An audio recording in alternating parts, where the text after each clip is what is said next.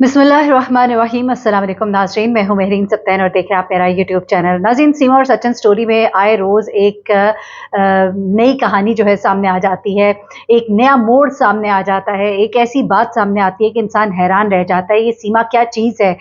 सीमा एक छल्लावा है, सीमा क्या एक आदी मुजरिम है? क्या सीमा एक ज़हनी मरीज़ा है?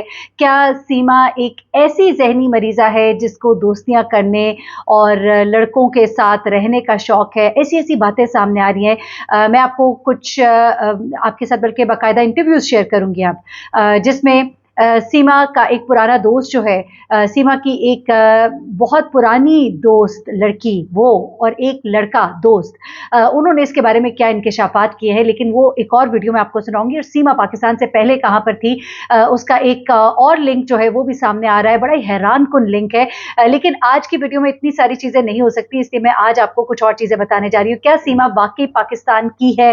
पाकिस्तान से उसका ताल्लुक है? जी हाँ, पाकिस्तान से उसका ताल्लुक एक हद तक है, जहाँ तक कि उसकी शादी होती है। शादी से पहले के कुछ और मामलात हैं, वो आपको एक और वीडियो में बताऊँगी। लेकिन शादी उसकी बिल्कुल पाकिस्तान में होती है, पाकिस्तान के ही एक इलाके में ये रहती है, वहीं पर इसके बच्चे पैदा होते हैं। इसका शौहर इसको वहाँ पे घर लेके देता है। फिर जिस मोहल्ले में ये इतने अरसे से रहती है, उस मोहल्ले में एक बुज़ुर्ग ने सीमा के बारे में क्या बताया और सीमा की हमसाई में रहने वाली एक औरत ने जिसको बहुत पुराना जानती है और कहती है किसी ज़माने में इससे बहुत दोस्ती थी, लेकिन फिर इसकी रिप्यूट बड़ी खराब हो गई, जिसकी वजह से इसने कतई ताल्लुक कर लिया। ये सब कुछ आज मैं आपको इस वीडियो में बताऊँगी और दीगर इंटरव्यूज़ आपको दूसरे वीडियोज़ में सुनाऊँगी।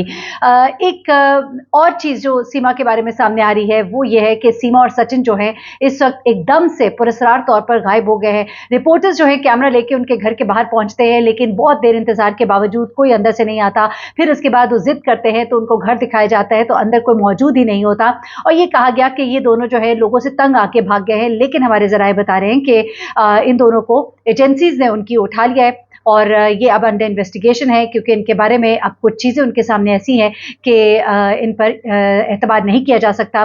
सीमा को या डिपोर्ट किया जाएगा और पता नहीं डिपोर्ट कौन से मुल्क किया जाएगा और उसके अलावा सीमा को क्या सज़ा भी हो सकती है, क्योंकि सज़ा के हवाले से कुछ चीज़ें सामने आ रही हैं, क्योंकि जिस तरह से वो आई है वहाँ से गैर कानूनी तरीके से और ये शादी जो वक़्फ़ पज़ीर हुई है, इसमें सचिन को भी और सीमा को भी दोनों को सज़ा दी जा सकती है। ये भी अभी इज़हार किया जा रहा है वहाँ पे और वहाँ पे जो कानूनदान हैं वो भी इस बात का इकरार कर रहे हैं कि ऐसा कुछ हो सकता है। अलबत्ता सीमा के बारे में ये कहा जा रहा है कि इसको एजेंसीज़ ने अब अपनी कस्टडी में ले लिया है और इसका यानी कि जो दोस्त या शौहर तो हम उसे नहीं कह सकते, लेकिन जो भी है ये सचिन, वो भी अंडर इन्वेस्टिगेशन है एज़ फैसिलिटेटर, यानी कि उसको फैसिलिटेट करने के जुर्म में वो भी जो है उसे भी अंडर इन्वेस्टिगेशन रखा गया। अब आप इसे गिरफ्तारी कहें या इसको नज़रबंदी कहे या आप जो भी इसको कहिए।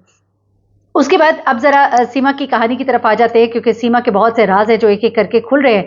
सीमा का कैरेक्टर जो है वो बड़ा ही अजीब-ओ-गरीब किस्म का है। सीमा के बारे में कहा जा रहा है कि बहुत ही ज़्यादा पबजी की तो शौकीन थी, लेकिन उससे भी ज़्यादा क्रिकेट की शौकीन थी और ग़ालिबन उसके इंडिया जाने का मकसद, इस लड़के से शादी करने का मकसद जो है वो क्रिकेट मैच देखना है, जो कि मुझे बड़ा हिलेरियस लगता है कि एक क्रिकेट मैच के लिए उसने अपना घर बेच दिया, बच्चे पकड़े, वहाँ चली गई। मुझे लगता है मकसद इससे कहीं ऊपर का है, लेकिन जो लोग इसको जानते हैं, जो इसके इर्द-गिर्द रहते हैं, वो इसके बारे में कुछ ऐसे ही क्लेम कर रहे हैं। ज़रा मैं पीछे जाती हूँ, आपको थोड़ी-सी बता देती हूँ चीज़ें जो सीमा के बारे में अभी लेटेस्ट मालूम हुई हैं, क्योंकि पाकिस्तान में जो उसके अज़ीज़ व अक़ारिब हैं, यानी कि उसके जो इन-लॉज़ की तरफ से, उसके ससुराल की तरफ से जो अज़ीज़ व अक़ारिब है, वो बहुत परेशान हैं।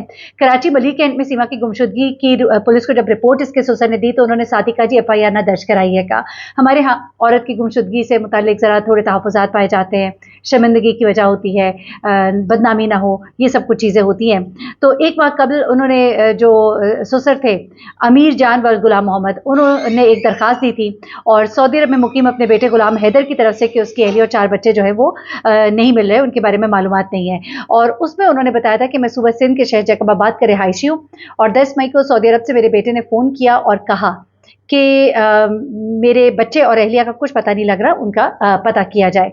तो उसके बाद बेटे के कहने पर वो कहते हैं जैकबाबाद से मैं कराची पहुँचा और अपने बेटे के घर मैं पहुँचा, जो कि बख्शगोट गुलिस्तान जौहर में है और बेटे के घर पहुँचकर मालिक मकान, यानी कि जिसको इस लड़की ने घर बेच दिया था, और इर्द-गिर्द रहने वालों से जब मालूमात हासिल की, तो उन्होंने बताया कि उनकी बहू अपने बच्चों के साथ अपने गाँव चली गई है, जहाँ वो अपने लिए घर ले रही है, क्योंकि उसने ये घर बेच दिया था और लोगों को उसने यही बताया था। फिर अमीर जान कहते हैं कि गांव राब्ता करने पर मालूम हुआ कि उनकी बहू तो बच्चों के साथ गांव कभी पहुंची ही नहीं थी।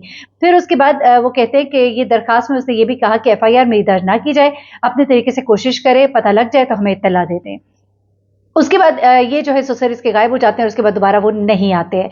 अच्छा, उसके बाद फिर इस खातून के बारे में इल्म होता है कि इंडिया खातून पहुंची और पता लगता है कि ये औरत जो है ये यही है। अब इसके इलाके में जिला शर्की में, कराची जिला शर्की का इलाका है गुलिस्तान जौहर, यहाँ पर अब टीम पहुंची और टीम ने पहुंचकर जब इन्वेस्टिगेशन करने की लोगों से कोशिश की तो लोग जरा घबराए हुए थे। अहले मोहल्ला जो है सीमा के बारे में बात नहीं करना चाह रहे थे, क्योंकि वो समझते हैं कि वो एक बहुत ही बदनाम औरत है और उसने अपने मुल्क का नाम न सिर्फ खराब किया, अपने दीन के साथ उसने जो बेवफाई की, जो अपने दीन की नहीं, अपने शौहर की नहीं, अपने मुल्क की नहीं, वो औरत किसी और की क्या हो सकती है। तो लोग उसके साथ उसके बारे में बात करना भी अपने लिए एक शर्मिंदगी और अपने लिए बाइस शर्म जो है करार देते हैं और उससे अपनी जो खास तौर पर जो इसकी एक दोस्त थी, जब इसने इसके बारे में बात की तो उसने कहा कि आप यकीन मानिए कि मैं इसके बारे में बात कर रही हूँ, लेकिन मुझे ये डर है कि मुझे लोग जो है ताने मारेंगे कि तुम एक ऐसी औरत की दोस्त थी, तुम्हारा ताल्लुक एक ऐसी लड़की के साथ था जो न दीन की न मजहब की, जो इतनी खराब औरत है। क्योंकि माजरत के साथ ही खराब औरत मैं लफ्ज बार बार इसलिए इस्तेमाल कर रही हूँ क्योंकि ये कुछ लोग कह रहे हैं, ये मैं नहीं कह रही,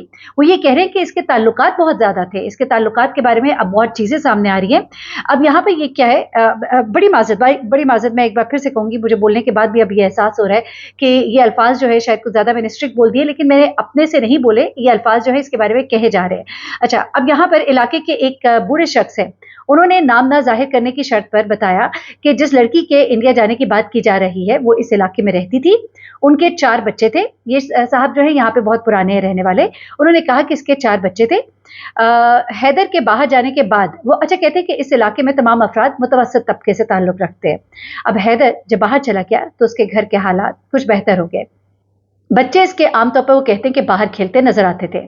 फिर उन्होंने कहा कि इलाके में कभी इस नौयत की कोई बात नहीं सुनी, इसलिए अंदाजा नहीं हुआ कि सीमा जो है वो एक बार पहले भी पाकिस्तान से नेपाल जा चुकी है, यानी कितनी खामोशी से इसने ये तमाम काम किया। फिर वो कहते हैं कि आमतौर पर ईद पर या छुट्टियों पर गर्मियों की लोग अपने गांव वगैरह चले जाते हैं, तो हमने भी यही सोचा कि अपने गांव चली गई है, हमें तो ये भी नहीं पता लग सका कि ये मकान बेचने के प्रोसेस में है। उसके बाद वो कहते हैं कि जब हमने इसको मीडिया पर देखा तो मालूम हुआ कि ये तो अपने शौहर को छोड़कर बच्चों के साथ इंडिया चली गई और वहां उसने शादी कर ली है, और हमें तो अंदाजा भी नहीं था कि ये इतनी बोल्ड खातून है। उसके बाद इस खातून का जो शनाख्ती कार्ड नंबर है उसके बारे में भी मालूमात जो हमने हासिल की, वो इलेक्शन कमीशन ऑफ पाकिस्तान के रिकॉर्ड में इसका शनाख्ती कार्ड मौजूद है, तो ये इसका पाकिस्तानी होने का यहाँ तक तो अंदाजा होता है। लेकिन फिर मैं वही बात करूंगी कि शादी से पहले के कुछ मामलात इसके कुछ और हैं, कहाँ से आएगी, कौन है ये आपको दूसरी वीडियो में जानने को मिलेगा। उसके बाद तहसील कोट डीजी के रंदगोट सोमर खान में इसका ये शनाख्ती कार्ड का वोट दर्ज है, और इलेक्शन कमीशन के रिकॉर्ड के मुताबिक ये शनाख्ती कार्ड जो है ये 706 नंबर 706 है और घरा नंबर 484 है। अच्छा, मजीद तफसीलात उन्होंने नहीं दी।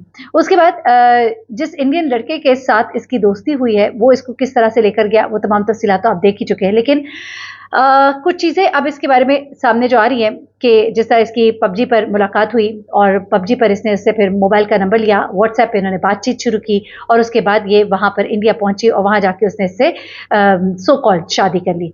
और इसके जो शौहर है गुलाम हैदर, वो एक वीडियो पैगाम जारी करते हैं जिसमें वो कहते हैं कि इंडियन शहरी की जानिब से उनकी अहलिया को बहकाया गया है, हमारी शादी पसंद की शादी थी और मैं अपनी अहलिया बच्चों के साथ खुशहाल जिंदगी गुजारा था।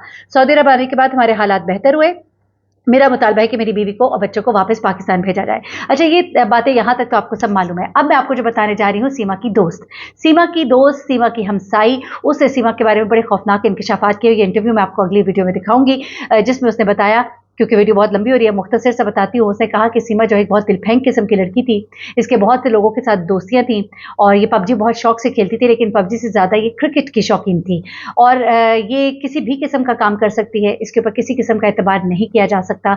और मैंने भी इससे अपनी दोस्ती जो है इसलिए ख़त्म कर दी क्योंकि इसके बारे में कुछ अच्छी बातें सुनने को नहीं मिल रही थी, मेरे घर वालों को भी पसंद नहीं था और मैंने इससे दोस्ती ख़त्म कर दी। लेकिन इसकी हरकतें बड़ी मशकूक थी और बहुत कुछ उसने बताया, बड़े ही हैरान कुन इंकशाफात हैं जो आप उस वीडियो में देखेंगे। ना सिर्फ इसकी दोस्त बल्कि एक इसका पुराना आशिक जिसने इसकी ना सिर्फ वीडियोस, तस्वीर और कुछ मैसेजेस जो है वो भी दिखाए और बताया कि इसका उसके साथ क्या ताल्लुक था और दीगर लड़कों के साथ इसका क्या ताल्लुक था। ये सब कुछ आपको दूसरी वीडियो में बताऊंगी। अपना बहुत ख्याल रखिएगा, दुआ में याद रखिएगा। अल्लाह हाफिज।